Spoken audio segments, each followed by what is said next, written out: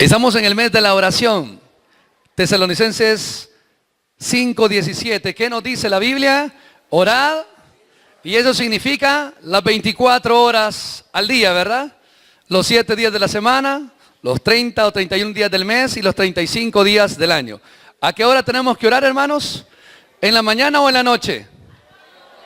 A toda hora, dice la Biblia, orad sin cesar. Dios no puso horarios. Mas, sin embargo, hay momentos en la Biblia que se mencionan que son buenos o importantes para orar, que es en la mañana, donde todo está en silencio y usted puede hablar con Dios de una manera más íntima y sin ninguna interrupción. Ahora, estamos en el mes de la oración. ¿Qué significa orar, hermanos? Comunicarse con Dios. Lo hemos aprendido a través de las diferentes predicaciones que aquí se están dando. Ahora bien, ¿cuándo comenzó la oración en la Biblia? ¿Cuándo comenzó la oración? Si la oración es comunicarse con Dios, ¿cuándo comenzó esa comunicación entre el ser humano con Dios? Claro, me va a decir, en la Biblia está, hermano, pero ¿cuándo? Desde el momento que Dios hizo al hombre, dice que conforme a su imagen y semejanza, lo hizo. Y esa imagen y semejanza es que Dios les puso en ellos algo para poder comunicarse, poder tener una relación continua con la creación. Por tanto, Eva y Adán hablaban con Dios. ¿De qué manera? ¿Cómo hablaba Adán y Eva con Dios? De una manera personal y directa. ¿Tenían intermediarios? No, hablaban cara a cara con Dios. Hablaban cara a cara con su Creador. Y Dios les hablaba a ellos de una manera audible. ¿Verdad que sí? Pero también la Biblia enseña que ellos teniendo y disfrutando esa comunión, esa relación personal e íntima con ese Dios de los cielos, dice que un día a la esposa o a la mujer de Adán se le ocurrió una fabulosa idea de suplir sus deseos personales, y dice que comió del fruto prohibido, la cual Dios dijo que no tenían que comer.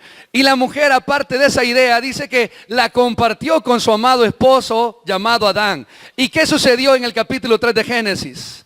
Dice la Escritura que ellos dos fallaron, comieron del fruto prohibido. ¿Y qué hizo Adán?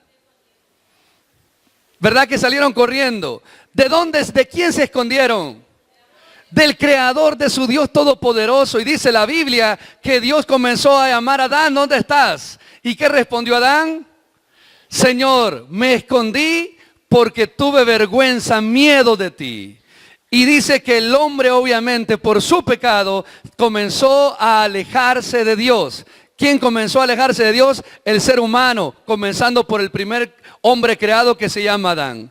Y desde ese día en adelante hasta el día de hoy, el ser humano ha estado evitando la presencia de Dios en su vida y ha estado lejos de Dios en vez de acercarse a esa relación íntima con ese Dios creador.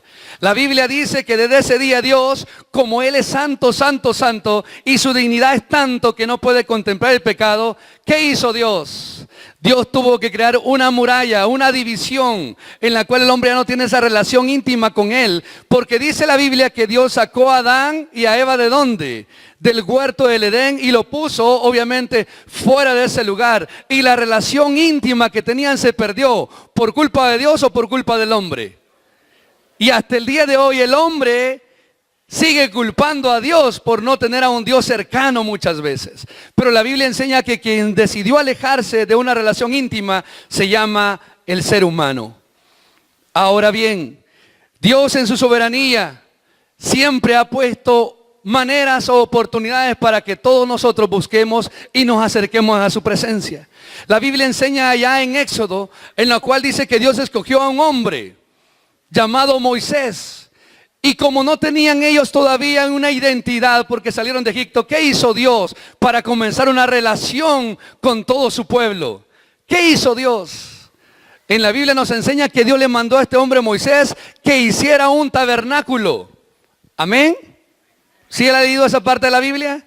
Y dice que en el tabernáculo habían dos lugares importantes. Bueno, tres lugares importantes. Está lo que se llamaba el atrio, que es donde llevaban las ofrendas. Y dice que ahí estaba algo para poder llevar las ofrendas. Y todo se quemaba y esas eran las ofrendas quemadas a Dios. Pero dice que dentro de ese lugar había un lugar llamado el lugar santo. ¿Alguien sabe qué había en el lugar santo? Habían tres cosas importantes dentro del lugar santo. Había lo que es la mesa de los panes. Estaba lo que es el candelero y estaba algo más importante que esas dos cosas. había algo que se llamaba el incensario. ¿Y qué era eso? Eran un elemento que estaba al frente de la entrada del lugar santísimo, porque ahí había que tener incienso, que significa las oraciones de los santos en dirección a Dios. Dios siempre, desde su creación primera hasta el día de hoy, ha puesto maneras para que el hombre pueda buscarlo y entablar una relación personal con Él. Y la misma Biblia en cuestiones de historia nos enseña que eso siguió hasta los tiempos de Jesús. Pero dice la Escritura que Jesús vino para acercarnos a Dios. Y dice la Biblia que el que tiene a Cristo tiene la vida. Pero el que se rehúsa a creer en Cristo, ¿qué dice la Biblia? No tiene la vida, sino que la ira de Dios. Escucha bien. Todos aquellos cristianos que no estamos buscando a Dios, estamos bajo la ira de Dios, porque Dios obviamente tiene relación con los justos. ¿Y quiénes son los justos? Los que buscan la sangre de Cristo para ser redimidos y perdonados. ¿Por qué enseñó todo esto? Porque la Biblia nos ha enseñado que Dios quiere tener una relación personal con cada uno de nosotros. Y en la Biblia encontramos diferentes tipos de oraciones. Usted va a encontrar en la Biblia oraciones de perdón, oraciones de arrepentimiento, como la que David hizo. Tenemos lo que es oraciones de intercesión, como la que Jesús hizo a favor de sus discípulos. Tenemos oraciones clamando por milagros. Y una de las oraciones más desesperantes por un milagro la hizo nuestro propio Señor Jesucristo antes de ser muerto. ¿Se acuerdan de esa oración desesperada que Él hizo en su humanidad? ¿Qué dijo Jesús allá en el huerto? Señor, si es posible, aparte esta copa de mí, pero que no se haga como yo, sino... Tenemos en la Biblia diferentes tipos de oraciones, de diferentes peticiones. Tenemos la oración de una mujer que llevaba ya 38 años con un flujo de sangre. ¿Y qué dice la Escritura? Dice que se acercó entre la multitud arrastrándose. ¿Y qué decía ella? Si tan solo tocara, ¿el qué? Oraciones desesperadas por un milagro, en la cual, oiga bien, Cristo no hizo el milagro. La fe de la mujer al tocar el manto hizo el milagro que ella esperaba. Tenemos en la Biblia diferentes tipos de oraciones de hombres clamando por un milagro. Y escuche bien, oraciones de hombres, profetas de Él, para comprobar y callarle la boca a muchos incrédulos también. Como el caso de Elías, cuando dice que pidió que lloviese fuego para que un montón de profetas vieran el poder que Él mismo Dios tiene.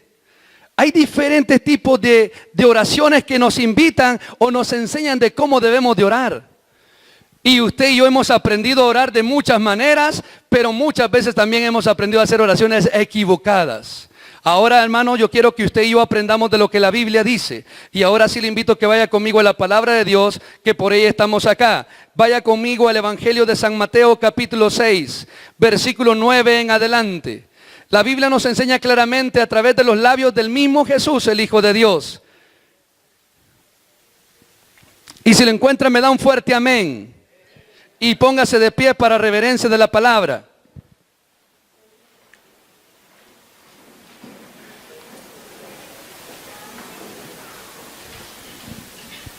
Póngale un separador para que no se le pierda, y si usted es de los que subrayan la Biblia, hágalo. Porque esta oración nos compete a todos como iglesia para ser mejores hombres y mujeres de oración. Lea la palabra de Dios conmigo, por favor, versículo 9 en adelante. Usted ya lo ha leído muchas veces, pero no está de más que la volvamos a leer porque es palabra sagrada de Dios. Dice así la palabra de Dios. Lea conmigo. Vosotros pues oraréis así.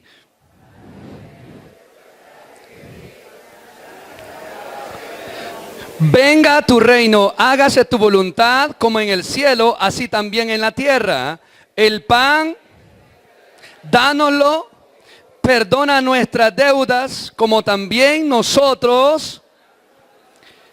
13.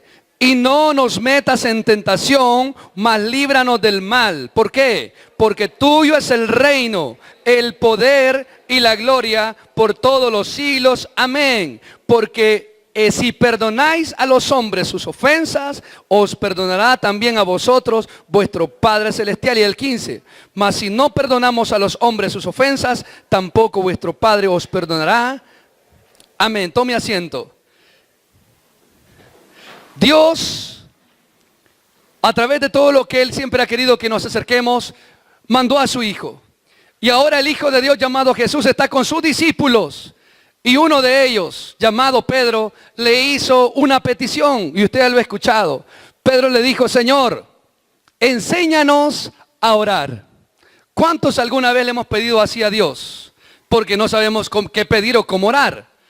La Biblia enseña que Pedro le dijo, Señor, enséñanos a orar. Y Jesús en Mateo capítulo 6, que es el único lugar donde se encuentra, dice que Jesús comenzó a enseñarle a sus discípulos a orar. Y ahora quiero que usted y yo aprendamos cómo debemos de comenzar a orar para con Dios. La Iglesia Católica enseña que esta parte usted tiene que repetirla muchas veces para ser escuchado de parte de Dios. Si usted fue católico, entenderá lo que estoy diciendo. La Biblia, la iglesia tradicional dice que usted tiene que repetir por lo menos 10 Padres Nuestros para poder encontrar favor o misericordia o perdón de Dios. Pero Jesucristo lo que está diciendo acá es que quiere enseñarnos a cómo debemos de orar. ¿Cuánto necesitamos aprender a orar mejor para con Dios? ¿Verdad que todos? Ahora comencemos a ver cada una de las oraciones que Jesucristo hace. Y lo primero que Jesús nos va a enseñar en este momento, hermanos, es que toda oración tiene primeramente que comenzar dándole exaltación y oración a Dios. Y dice la primera parte, lea el versículo 9, ¿cómo comienza Jesús a enseñar a orar? ¿Qué es lo primero que Jesús dice? Léalo, dice, vosotros pues oraréis, dice, así, ¿cómo?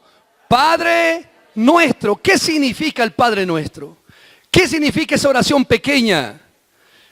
Escuche bien, cuando Jesús enseñó este pasaje bíblico, cuando Jesús les da esta palabra, Padre nuestro, escúcheme, los judíos no podían llamar papá a Dios, porque para un judío nuestro Dios es tan sagrado y tan alto y tan sublime que no pueden ellos llamarse hijos.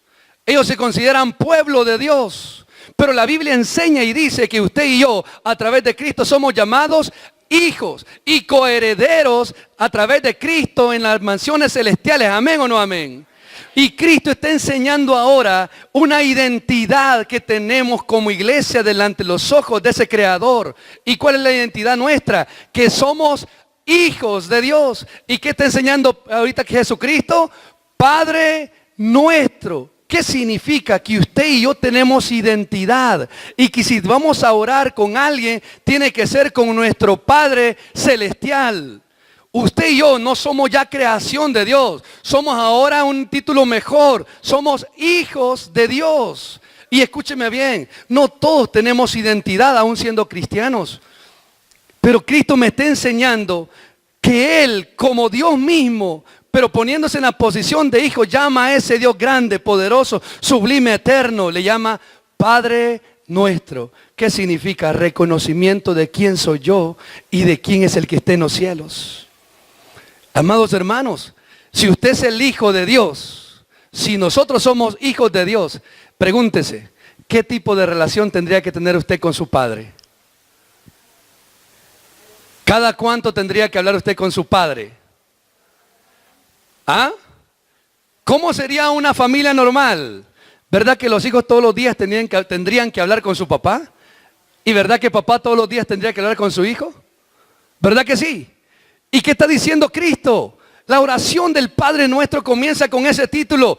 Padre Nuestro, reconocimiento que usted y yo somos hijos hacia un Padre que está allá arriba. Porque sigue diciendo, Padre Nuestro, que estás ¿a dónde? ¿A dónde está nuestro Padre? ¿Y eso qué significa? Que Dios no es juguete nuestro, que nuestro Dios es nuestro Padre y está ¿dónde? Arriba de nosotros, no igual que nosotros, no a la par de nosotros. Significa que usted y yo debemos reverencia a un Dios que está en los cielos y que Él está arriba y que yo estoy abajo. Amén. Significa que le debemos de dar respeto, reverencia a Dios. Amén o no amén. ¿Y qué más sigue diciendo la Biblia? Dice, Padre nuestro, que estás ¿a dónde? ¿Y qué significa lo que sigue diciendo? Santificado.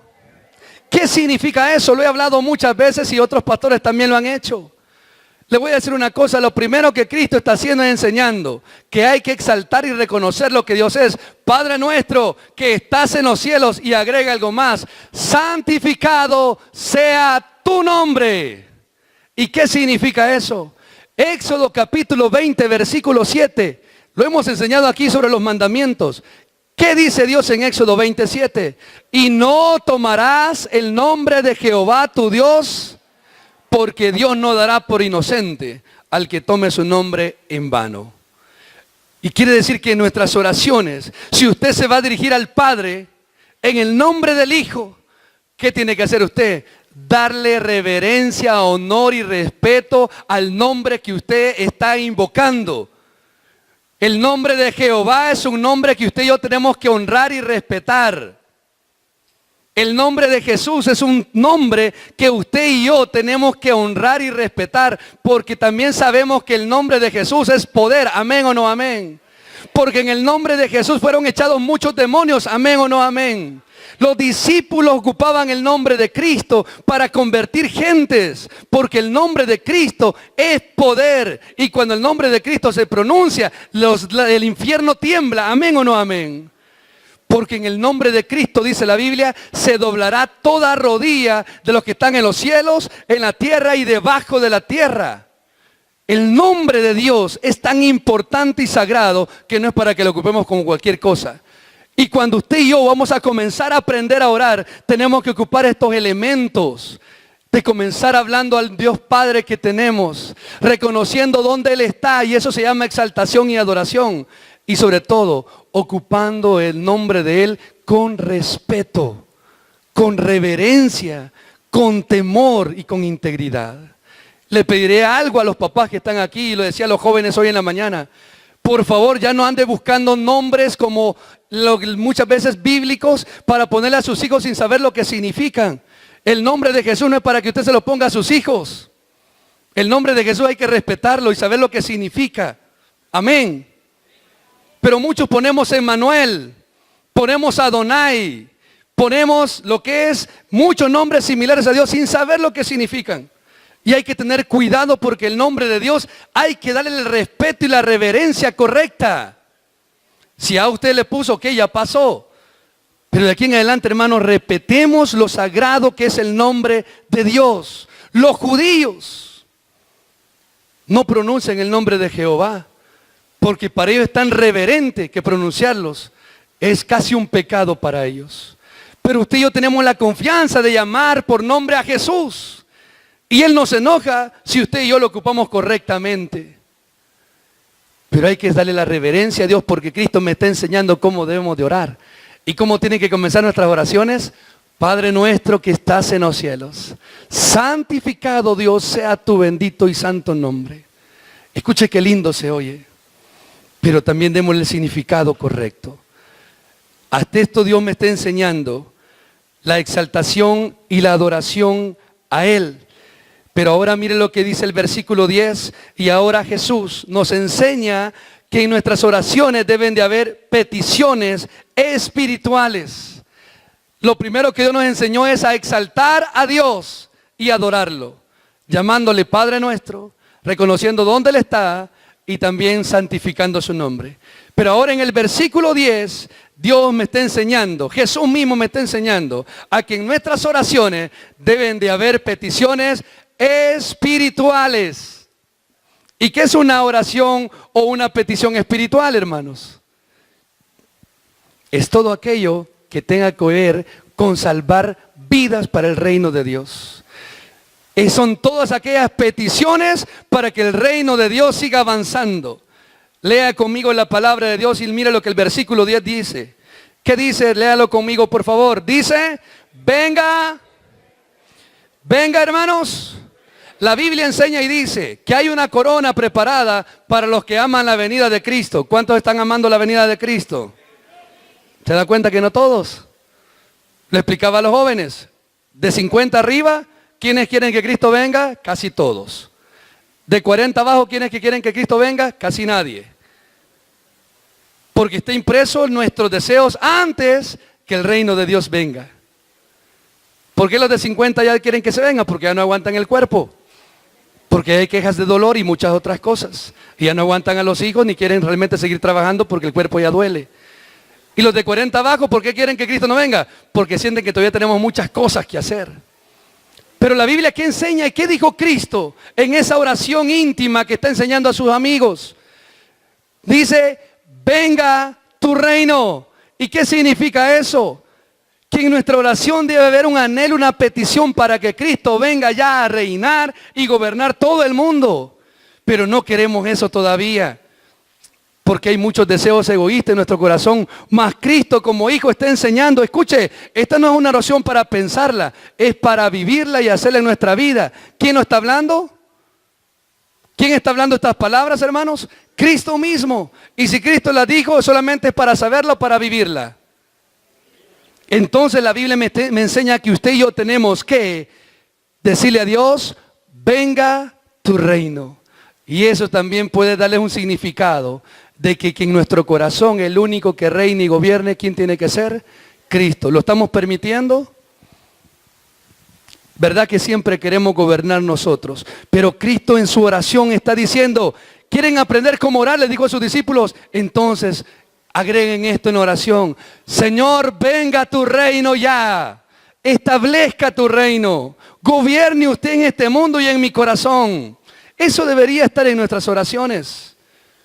Hermanos, el tema no es por gusto. En la oración es importante. Pero en las oraciones no tiene que haber egoísmo, sino tiene que estar la voluntad de Dios. Porque mire lo que dice a continuación. Venga tu reino y ¿qué más enseñan las peticiones espirituales? ¿Qué debemos de pedir? Hágase, Señor, tu voluntad. Agréguele. ¿Cómo a dónde dice? Como también. ¿Quién manda en el cielo? ¿Quién manda en la tierra? ¿Seguro? En los cielos los ángeles, ¿qué hacen? La voluntad soberana de Dios. En la tierra, ¿qué hacemos los seres humanos cristianos evangélicos? ¿Seguros?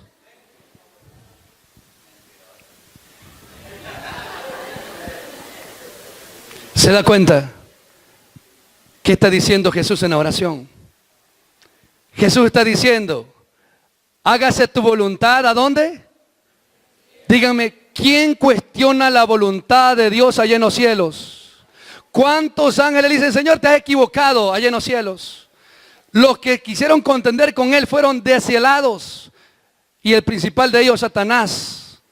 Y escúcheme, tienen condenación eterna, sin ninguna salvedad. Allá en los cielos, una palabra de Dios es respetada y obedecida. ¿Y qué dice la oración de Cristo? Hágase tu voluntad en los cielos, también aquí en la tierra. ¿Por qué usted y yo no oramos de esa manera? Porque no queremos que la voluntad de Dios prevalezca sobre nuestros deseos. Dígame, ¿cuántos ayer ayunamos, oramos, leímos la palabra una y otra vez? Cuando sabemos que eso nos beneficia. ¿Cuántos de nosotros se nos ha predicado del orgullo y seguimos orgullosos? ¿Cuántos de nosotros sabemos que la Biblia dice, airaos pero no pequéis? Y todo el día andamos enojados. ¿Cuántos de nosotros verdaderamente estamos haciendo la voluntad de Dios que aquí se nos predica? Sencillamente porque Dios en los cielos sí reina, pero aquí nosotros no le damos la oportunidad que Él haga lo que Él quiere. Queremos nosotros sugerirle a Él lo que queremos que haga. ¿Qué está poniendo Cristo en la oración, hermanos? Cristo siendo el Dios, siendo Dios mismo, ¿qué está haciendo? Sujetándose al Padre en una oración que está enseñando. ¿Y que dijo? Hágase tu voluntad. Preguntaré, ¿cuántos están dispuestos a morirse si Dios lo quiere en este día? Le diré algo, hermano. Muchos de nosotros, y lo diré con respeto, muchos de nosotros, cuando un familiar está enfermo, está a punto de morir, no queremos entregárselo a Dios. Y queremos que Dios haga el milagro porque lo tiene que hacer, porque Él es Dios y Él lo puede hacer. Y queremos que Él lo haga por capricho. Pero ¿qué dice la Escritura? ¿Qué está enseñando Cristo? Señor, hágase. ¿Y sabe qué significa eso? Hoy los jóvenes lo decían. Significa que el deseo de Dios está por encima de nuestros deseos.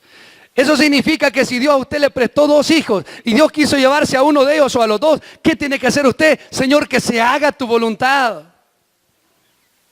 Si Dios nos ha puesto una enfermedad difícil, ¿tiene Dios la obligación de sanarme?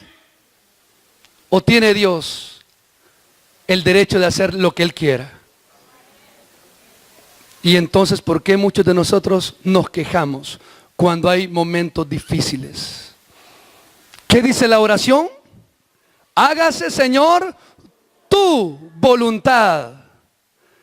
Y usted me dirá, Señor, pero eso es bien difícil, hermano, porque yo obviamente oro mucho, leo la Biblia, asisto a la iglesia, sirvo. ¿Y por qué Dios tiene que ponerme pruebas? ¿Qué dice Cristo? Hágase tu voluntad. Pregunto, ¿en qué momento Cristo se bajó de la cruz para no cumplir la voluntad de Dios? ¿En qué momento Cristo decidió, en vez de ir a pie con la cruz, decidió buscar una carreta para llevársela? ¿Qué hizo Cristo? ¿Buscó las maneras fáciles o cumplió la voluntad de Dios? ¿Podía Cristo haber evitado todo ese sufrimiento? ¿Por qué no lo hizo?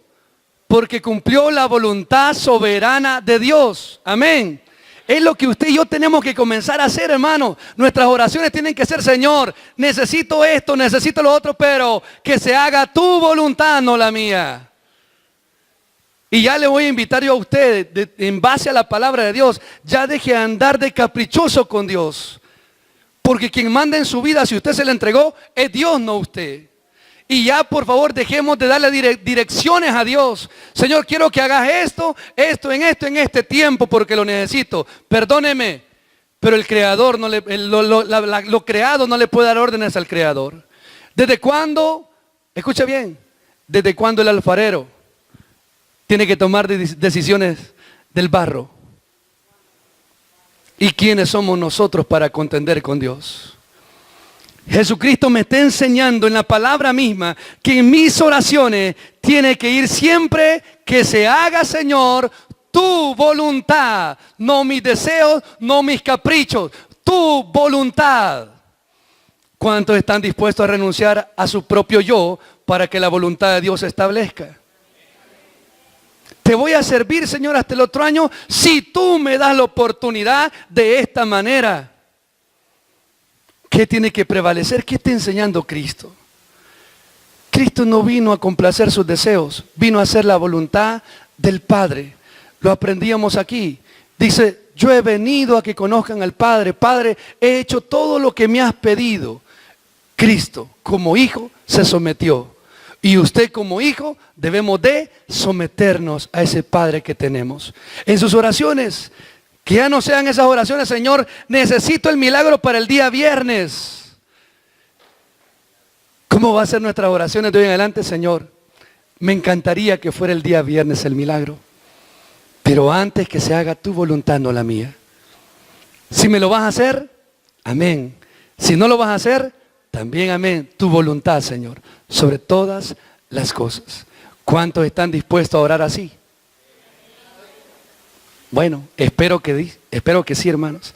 Porque nuestro deseo tiene que ser hacer la voluntad de Dios. Pero mire lo que sigue siendo la Biblia en cuanto a la oración de Jesús. Que se haga tu voluntad, dijo, como en el cielo, así también. Y ahora el versículo 11, ¿qué nos enseña, hermanos? Ahora, después que usted ha exaltado a Dios y lo ha adorado, en el versículo 10, Jesús enseñó a que usted tiene que hacer en sus oraciones peticiones espirituales. Que el reino de Dios venga y que la voluntad de Él prevalezca.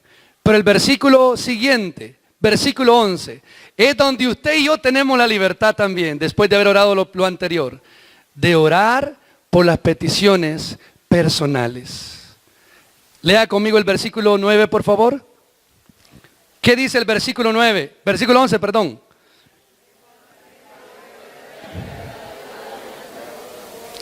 El pan nuestro de cada día, ¿cada cuánto necesita usted y yo comer?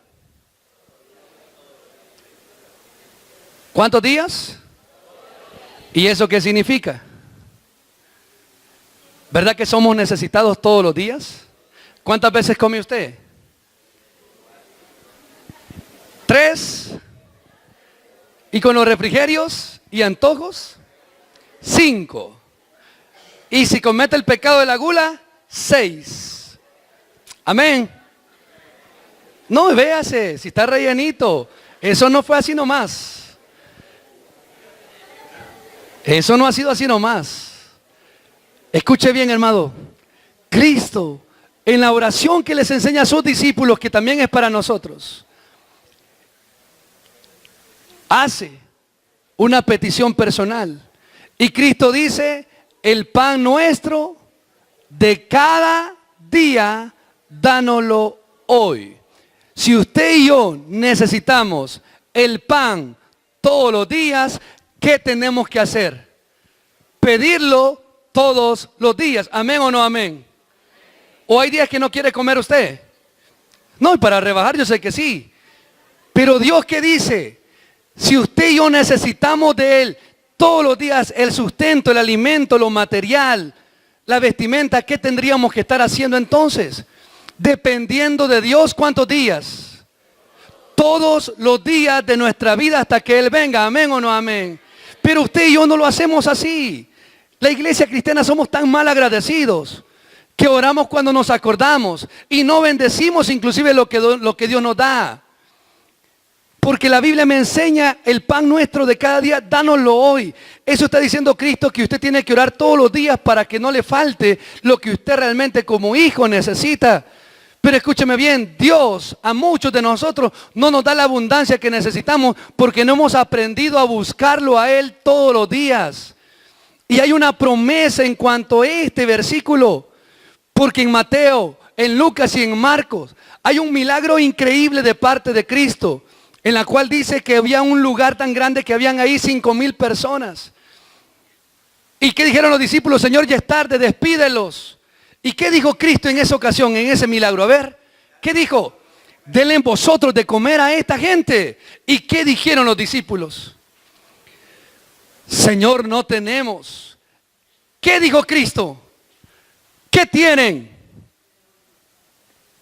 ¿Y qué dijeron? En Mateo y en Marcos dice que solo dijeron que tenemos 5 panes. Y en Lucas dice que era un niño quien los tenía. Aquí hay un niño, dijo, que tiene 5 panes y 2 peces. La Biblia narra que fueron 5,000 personas las que estaban en ese día ahí. ¿Qué hizo Cristo? En Marcos, en Lucas, Marcos capítulo 6 y en Lucas capítulo 14, 12, no me recuerdo. Dice la escritura que Jesús les dijo, tráiganmelos. ¿Qué le llevaron a Cristo, hermanos? 5 panes y 2 peces. Le preguntaré a usted en esta mañana, ¿qué tiene usted para ir a almorzar hoy en la tarde? A saber, ¿verdad?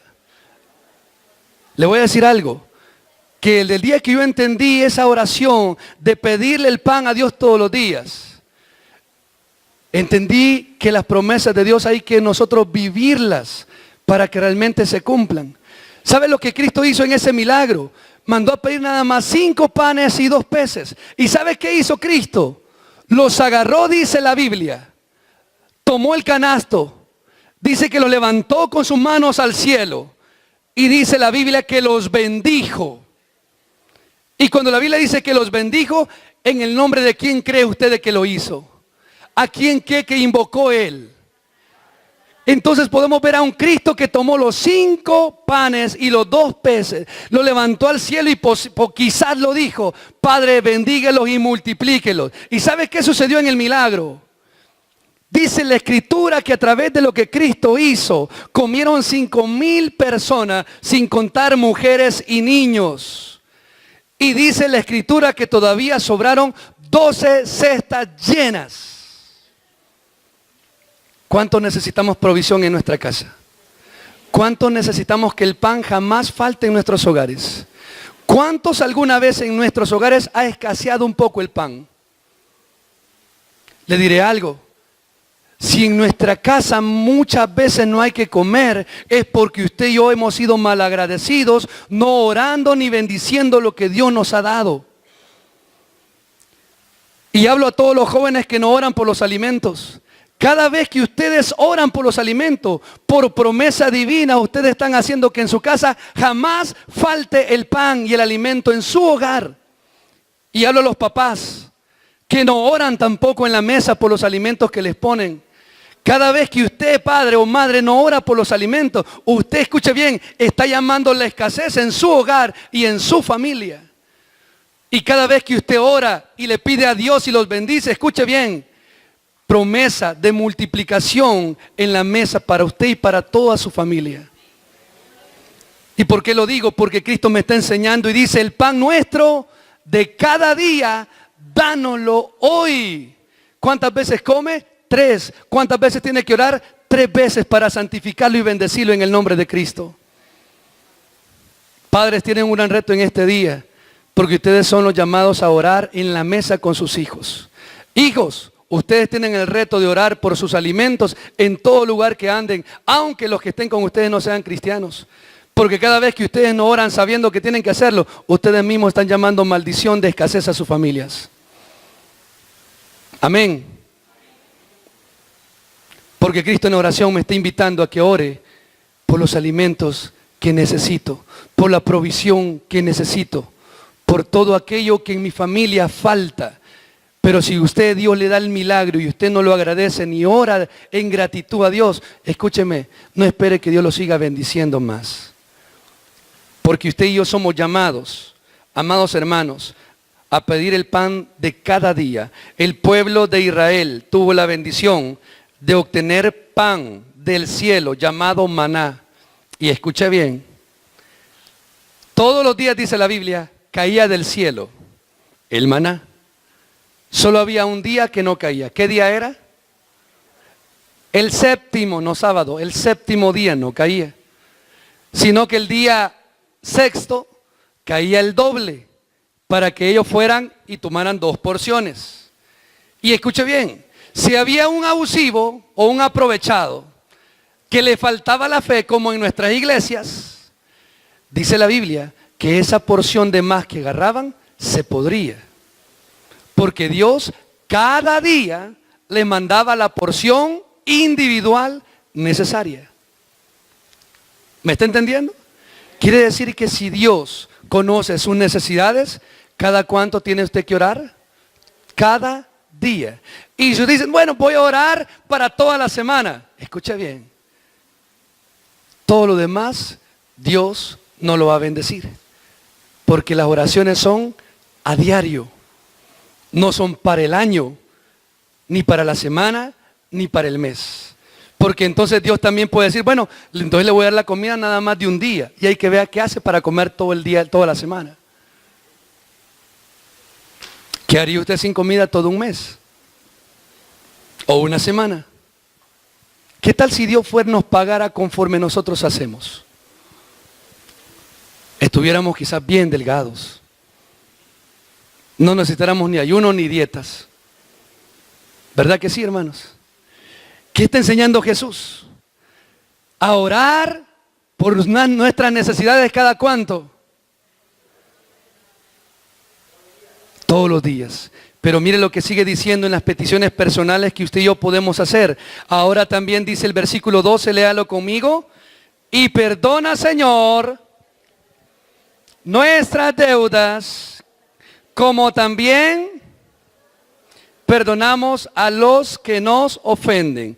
Quiere decir que usted tiene que pedir perdón a Dios según las ofensas que usted ha hecho, ¿verdad? ¿Verdad que sí?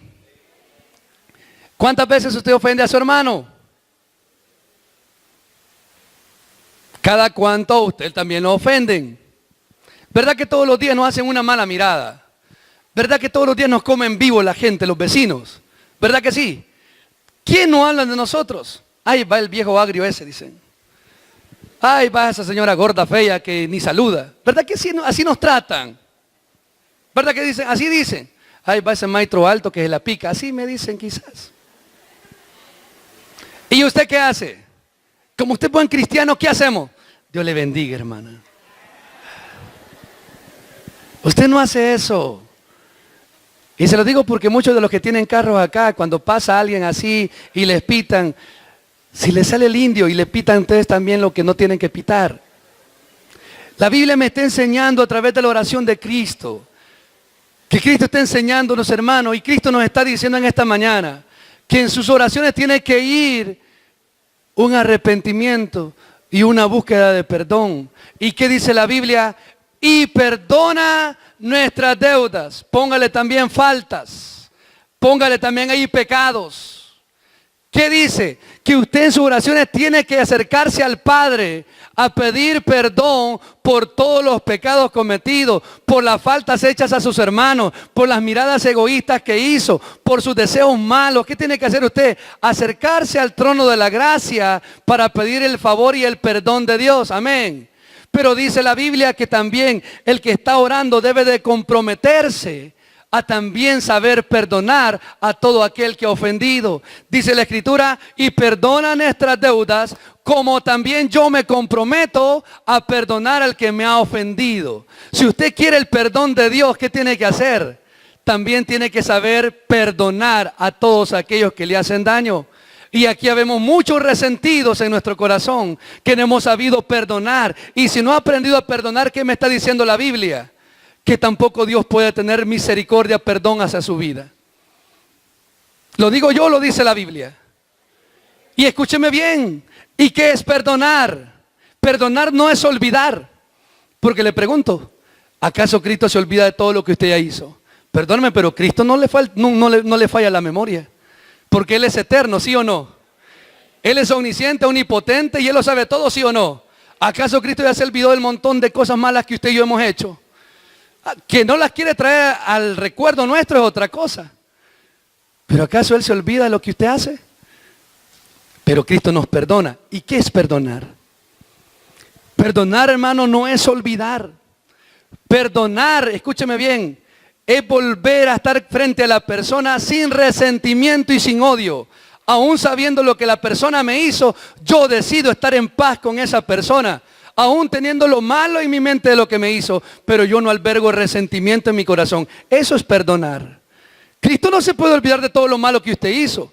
Que no lo quiere traer a la luz es otra cosa, pero Cristo lo tiene, ¿sí o no? Mas sin embargo no lo saca los trapos al sol, porque Cristo decide estar en paz con nosotros cada día. Y dice la Escritura que usted y yo, si vamos a pedirle perdón a Dios, ¿qué tengo que hacer? Tengo que aprender a perdonar también al que me ha hecho daño o una ofensa. ¿Y cuánto no nos han ofendido? Mucho, ¿verdad? ¿Y cuánto también nosotros hemos ofendido a otros? Entonces, si usted quiere ser escuchado por Dios en sus oraciones, usted y yo necesitamos perdonar.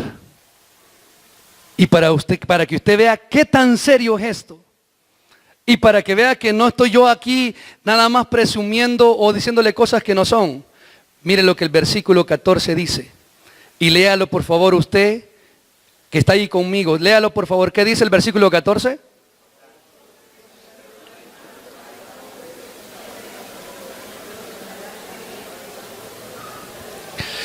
No lo lea con miedo. Léalo porque realmente a usted y a mí nos interesa leerlo con propiedad para comenzar a cambiar. Dice la Biblia, porque si perdonáis a los hombres sus ofensas, mas si no perdonáis a los hombres sus ofensas, tampoco vuestro Padre os perdonará. ¿Quién está hablando? Y vea usted, pregúntese. La oración de Cristo termina en el versículo 13. Y dice, porque tuyo es el reino, el poder y la gloria por los siglos de los siglos. Amén. Hasta ahí terminó la oración. Pero Cristo agrega estos dos versículos más, después de haberles enseñado la oración a sus discípulos, y les dice, quiero decirles también algo. Porque si ustedes perdonan a quienes los han ofendido aquí en la tierra, Dios también nos perdonará. Pero dice el versículo 15, pero si ustedes no perdonan a quienes los han ofendido, ¿qué dice la Biblia? Léalo. Tampoco vuestro Padre que esté en los cielos os perdonará. ¿Cuántos de los que estamos aquí en esta mañana andamos creyendo tener una buena relación con Dios, pero nuestra falta de perdón está evitando que Dios tenga una relación buena y genuina con cada uno de nosotros? Señor, pero yo ando en paz con todos me río. Sí. Pero en tu corazón albergas resentimiento contra alguien. Si vos tenés ese sentimiento hacia con los demás, yo no puedo estar en paz contigo. Eso me está diciendo la palabra de Dios. Y eso incomoda, eso duele, eso no nos gusta escuchar, pero lo dice la palabra de Dios, hermano. Y aquí habemos muchos resentidos por diferentes circunstancias. Le pregunto, ¿eso es de Dios o no es de Dios? Porque dice la Biblia que hay que pensar en lo bueno, en lo puro, en lo digno. Si hay una virtud alguna, en eso pensáis. Y la Biblia me enseña también que si usted y yo somos hijos de Dios, debería de abundar los frutos del Espíritu. ¿Cuáles son? Amor, gozo, paz, paciencia, bondad, benignidad, templanza, mansedumbre, fe. ¿A dónde está el resentimiento, el odio allí? Los hijos de Dios tendríamos que entonces estar aprendiendo a perdonar y a saber pedir perdón. Le hablo a usted que está aquí resentido contra alguien de la iglesia, porque usted sigue así, escúcheme bien, está perdiendo el favor de Dios en su vida. Si usted está aquí con resentimiento por algo que dijeron, por una mala mirada, por un comentario, y está aquí usted, es para que realmente usted le permita a Dios y al Espíritu Santo sanar su corazón, porque eso no le bendice, eso trae para usted, escuche bien, carga, dolor y angustia en vez de bendición. Iglesia, Jesús me está enseñando cómo debo de orar, porque la Biblia me enseña y dijo Cristo, porque tuyo es el poder, el reino y la gloria. Hermanos, de verdad los animo a que todos juntos decidamos buscar a Dios, pero haciendo oraciones correctas, oraciones de exaltación, peticiones espirituales y peticiones personales, pero que honren a Dios y que nuestra actitud sea la correcta, no siendo falsos cristianos que ignoramos la palabra de Dios. Amado Dios que estás en los cielos, en esta hora rogamos tu perdón y tu misericordia, porque sé, Dios, que quizás hemos creído estar orando correctamente, pero la verdad quizás no lo hemos hecho. En base a lo que tu palabra enseña, creo que todos debemos de hacer ajustes en nuestra manera de comunicarnos contigo. Pero en este momento, Dios, yo te invito para que tu Santo Espíritu nos enseñe, nos anime a pedir como conviene, sabiendo que nuestras oraciones son al Padre en tu nombre, Jesús, y guiados por tu Santo Espíritu. Oro y ruego, Dios, para que nuestra humanidad no prevalezca ante lo espiritual. En esta mañana te pido perdón si lo que yo he dicho ha ofendido el corazón de alguien, pero te ruego que sea tu Espíritu Santo haciéndonos entender si viene de ti o no viene de ti. Amado hermano, ahí donde está, yo lo voy a invitar que usted haga una oración a Dios pidiéndole que le enseñe a comenzar a orar bien, con la mejor actitud. Haga una oración a Dios donde usted está. Pídale, Dios, enséñame. Necesitamos aprender de ti. Pídale en este momento con sus propias palabras a Dios que le enseñe y le indique cómo debe de comenzar usted a orar.